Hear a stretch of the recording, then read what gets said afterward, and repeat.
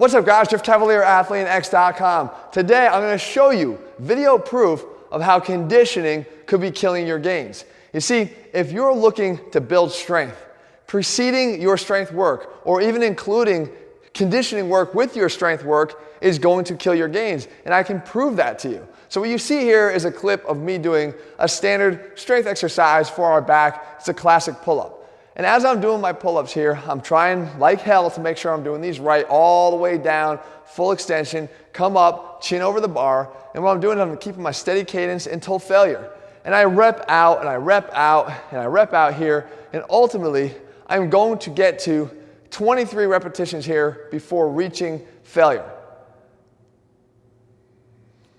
Now keep in mind, in order to ensure that I'm getting a clean result here and different than what we're going to show you next, I did this on a separate day than what I'm going to show you next. I did this yesterday. Now, when I finally reach failure here, I come down, I call it a day, I leave. The next day, I come back here, and now before getting up on that bar, I simply precede this with a single conditioning exercise here. And we're going to keep it simple. We're just doing cone hops, and there's 40 to be exact. Now, the simple act of doing a conditioning exercise before my strength exercise will have serious impact on my ability to do the strength exercise. Because what's happening here is as I'm working my legs and doing my explosive anaerobic endurance right here, I'm still using the blood flow to my legs to try to fuel, not well, because it's an anaerobic exercise, but to try to fuel my activity. Because remember, blood is being directed to these muscles to try to help us to deliver oxygen to the working muscles, but at the same time to help remove some of that metabolites and the byproducts of muscle contraction away from the muscles to allow me to keep working. So that's all well and good. And when I complete my 40 reps, now I try to get back up on the bar. And guess what's happening here?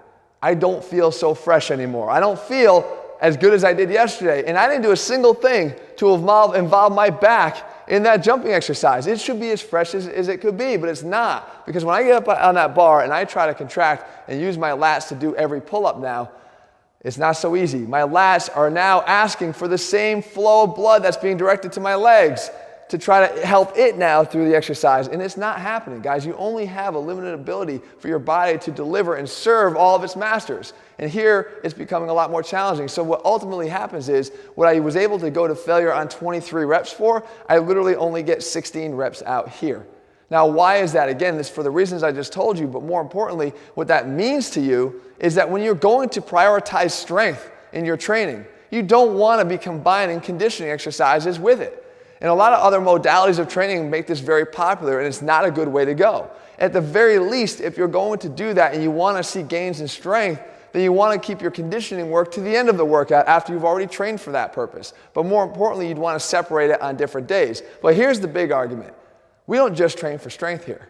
What we do is we try to train you to become more athletic. And when you're athletic, I'm sorry to say, but you don't get the option to do everything you want to do in a fully fresh state. Mixing fatigue and a muscle under fatigue and then asking it to perform work and do something for you is much more realistic and much more productive for most of us who are trying to make gains in the gym but also have them become functional and purposeful when we step outside of the gym. And that is why I like to combine these two elements in different types of training. Again, if we're going for hypertrophy here, we can still accomplish that. We can accomplish that because we can still create overload. Just because I fail in just 16 reps up here doesn't mean that I wasn't working my ass off to do all 16 reps. That is an overload. As a matter of fact, it's a different stimulus than a fresh overload created by not doing anything before the exercise. So don't think that the conditioning is always going to be a bad thing to perform with your exercises. I certainly don't think that's going to make you lose muscle. At the end of the day, having all the elements covered in a complete training program is ultimately going to be what I feel is the most important aspect for you to make sure you're covering in your training.